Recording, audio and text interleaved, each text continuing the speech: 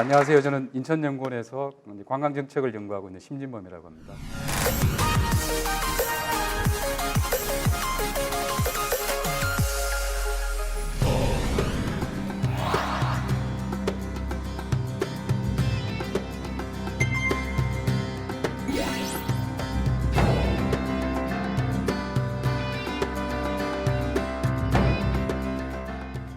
선생님, 인천관광하면 어떻게 생각하시나요? 어떤 특징이 있다고 생각하시나요?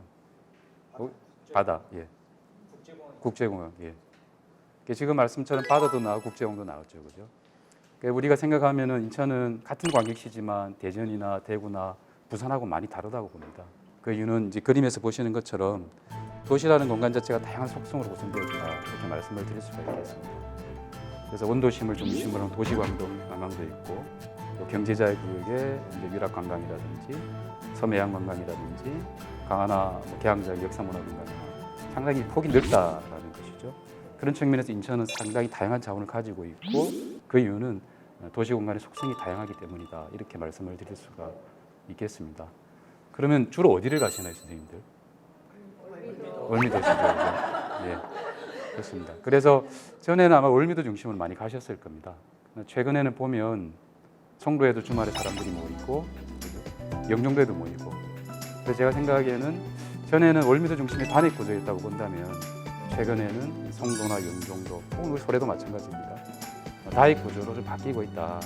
점점점 관광의 자원들이 풍부해지고 관광 공간도 늘어나고 있다, 이렇게 말씀을 드릴 수가 있겠습니다. 혹시 인천관광공사 들어보셨습니까? 네. 예.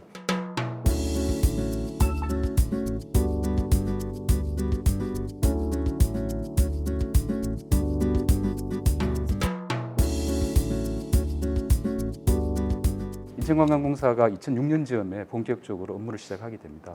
그 이유는 인천도 관광이 중요하구나, 이런 인식에 기반한 것이고요. 또 하나가 송도에 가면은 회의시설이 하나 있는데 혹시 아시겠습니까? 컨벤시아 들어보셨죠? 예, 컨벤시아가 2008년도에 개장을 하였습니다. 컨벤시아가 개관하고 10년 후에 컨벤시아 2단계 사업이 마무리되었고요. 또 송도가 국제입복합지구라고 해서 정부가 지정하는 소위 말하는 특구로 지정되기도 하였습니다. 또 하나가 이제 경제자유구역을 보시면 선생님들 복합이 좋다는 말씀을 들어보셨습니까?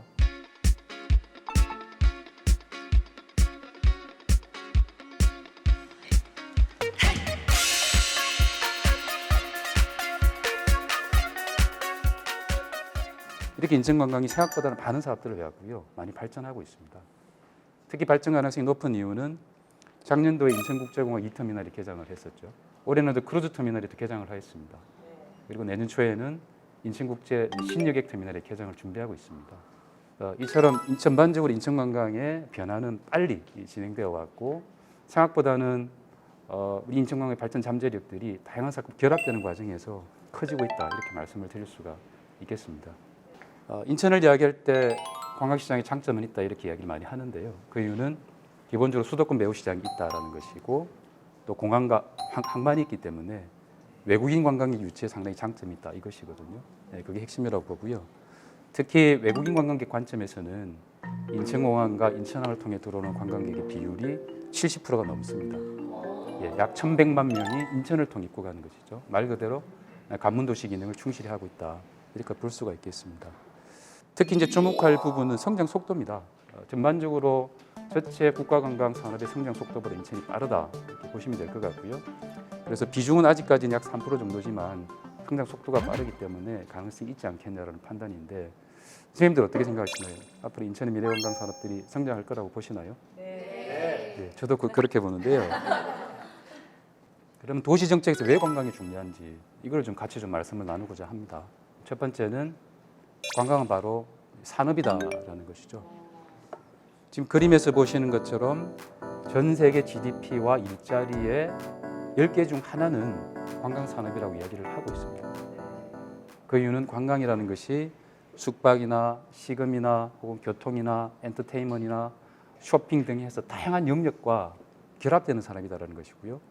그 융복합 내지는 결합의 속도라든가 범위가 커지고 있다는 겁니다.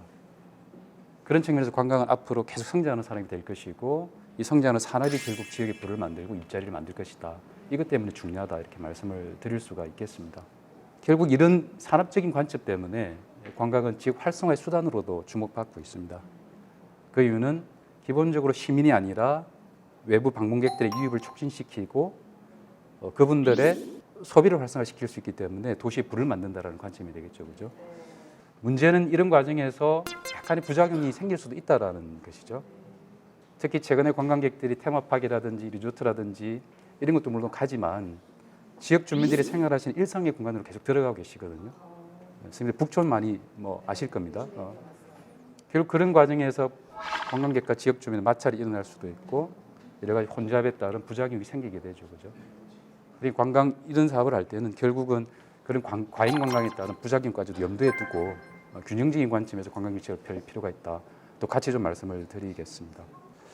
또 하나는 관광이 중요한 이유가 관광은 바로 시민 삶의 질과 행복에 기여할 수 있기 때문입니다. 2007년대 통계청의 한 조사를 보면 인천 시민이 가장 하고 싶은 여가 활동이 무엇인가라는 조사에서 관광 활동이 70% 이상으로 나왔습니다. 네. 첫 번째 선호하는 활동으로 나온 것이죠. 결국은 선생님들 최근에 이제 소확행이라는 말씀도 많이 들어보셨을 건데 결국은 이제 작지만 확실한 행복 이런 것들의 우선순위가 관광이 되고 있고요. 또 관광은 점점 일상화되고 있습니다. 또 하나 관광은 이 그림에서 보시는 것처럼 소위 이제 젊고 건강한 사람만 이제 한다는 게 아니라는 것이죠. 연세 있으신 분들, 아이들, 또 장애인분들 이런 분들도 관광을 기본적으로 누릴 수 있는 권리다라는 시각이 있기 때문에 관광 항유권 내지는 관광 기본권이라는 개념이 대두되고 있고요. 실제 우리 시도 인천시도 인천시 관광진흥 조례에 관광 시민의 관광 기본권을 조례에 반영하려는 움직임을 가지고 있습니다.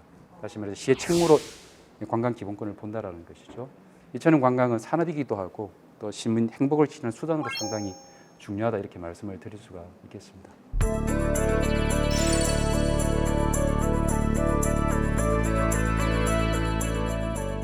관광도 최근 타 분야와 섞이면서 이 융합 현상이 가속화되고 있습니다.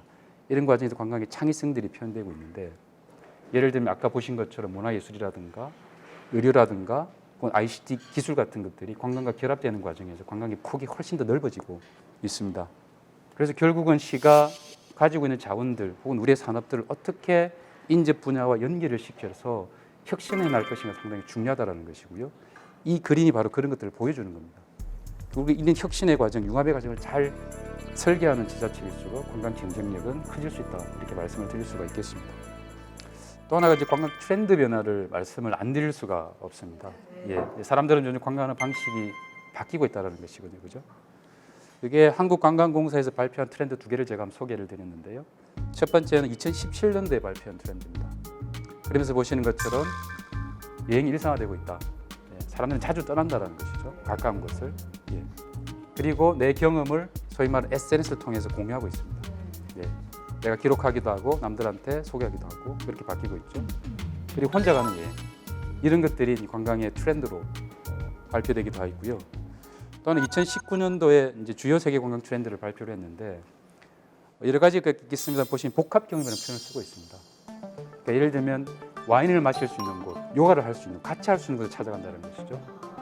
또 힐링과 승마를 같이 할 수 있는 곳을 찾아간다는 것이죠. 이런 식으로 관광의 경험들이 바뀌고 있고요. 또 세대가 같이 가는 여행들, 또 뭔가 가서 배우고 싶은 것들, 배움 있는 여행 이런 것들을 선호하는 형태로 관광 트렌드는 바뀌고 있다. 그래서 크게 보면은 눈으로 보는 관광에서 특별한 경험을 추구하는 관광으로 바뀌고 있다 이렇게 말씀을 드릴 수가 있겠습니다. 주로 과거에는 이런 공간들을 주로 시설을 만드는 사업들을 많이 했을 겁니다. 그죠? 앞으로의 관광 자원을 만드는 방식들은 결국은 어떤 경험을 하게 하는 콘텐츠를 만들 것인가가 핵심이다라고 말씀을 드릴 수가 있겠습니다.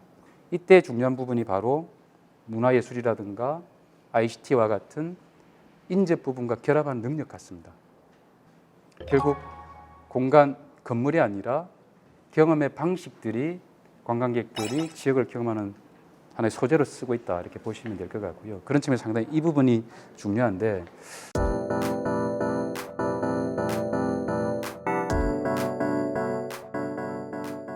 또 하나가 더 중요한 것들은 우리 계양장이라든가 강화라든가 섬이라든가 이런 지역들이 가지고 있는 역사 문화 혹은 자연 생태 자원들을 어떻게 특화 콘텐츠로 만들어낼 것인가라는 게 상당히 중요한 것이죠. 그리고 마지막으로는 지역사회가 가지고 있는 약간 자원들 예를 들면 골목이라든가 시장이라든가 이런 부분들은 관광 콘텐츠가 될 수 있기 때문에 이런 것들 육성하는 사업들이 상당히 중요하다 이렇게 보시면 되겠습니다.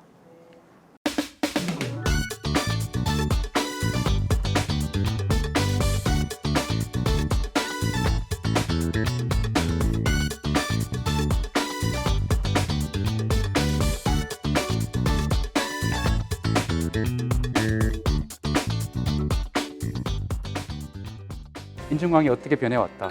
그리고 환경 변화가 이렇게 가기 때문에 앞으로 인천광의 미래는 어떠하다, 어떻게 가야 될 것인가 이런 말씀을 좀 드렸는데 핵심은 정책의 패러다임 전환과 확장이 좀 필요할 것 같습니다. 결국은 관광을 자원개발이라든가 마케팅 혹은 수용태제 이걸 중심에서 산업이라든가 인적자원 육성이나 콘텐츠 개발까지도 포함하는 영역으로 확장할 필요가 있을 것 같고요. 결국 이러기 위해서는 우리 정책 단위가 되었든 기업이 되었든 대학이 되었든 저희 연구원 같은 이런 주체들의 역량들이 키워지고 또 같이 연계 협력해서 일할 수 있는 시스템을 만드는 게 상당히 중요하다 이렇게 말씀을 드릴 수가 있겠습니다. 네, 그럼 지금까지 인천의 관광 특성 그리고 관광 미래에 대해서 강의적으로 발표를 마치겠습니다.